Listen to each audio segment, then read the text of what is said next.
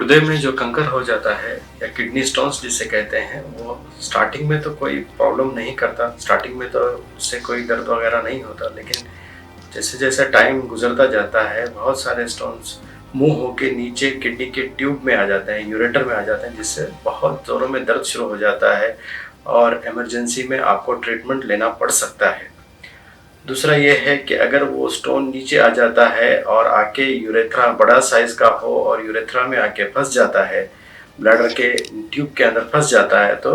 पूरा का पूरा यूरिन बंद होने का चांस हो सकता है। तो उसके लिए पाइप डलवाना या फिर कुछ और इमरजेंसी ट्रीटमेंट करना पड़ सकता है। अगर स्टोन्स आपके दोनों ट्यूब में आ गए, दोनों राइट साइड में भी किडनी स्टोन है और लेफ्ट साइड में भी किडनी में पत्थर है,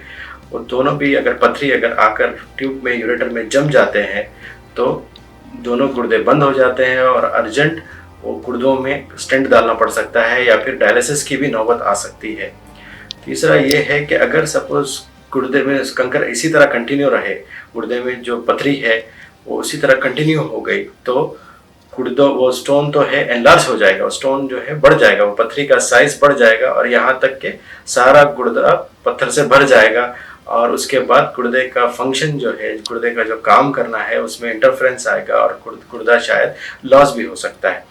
तीसरा ये है कि अगर आपको पथरी है और साथ में आपको शुगर, बीपी वगैरह ये सारे प्रॉब्लम है, तो आपके गुर्दे का फंक्शन ऐसे भी बिल्कुल भी तुरंत कम हो सकता है और ये जो पथरी है इसकी वजह से आपको बार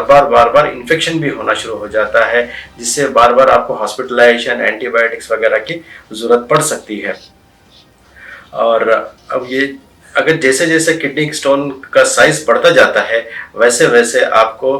और कॉम्प्लिकेटेड प्रोसीजर्स की ज़रूरत पड़ती है। इजी प्रोसीजर से स्टोन नहीं निकाल सकते, आपको होल डालना पड़ सकता है या ओपन सर्जरी या लैप्रोस्कोपिक सर्जरी या रोबोटिक सर्जरी करना पड़ सकता है। तो जैसे अगर आपको पथरी का पता चले कि आपके गुर्दे में पथरी है, तुरंत ट्रीटमेंट स्टार्ट करवाना सबसे ज़रूरी बात है।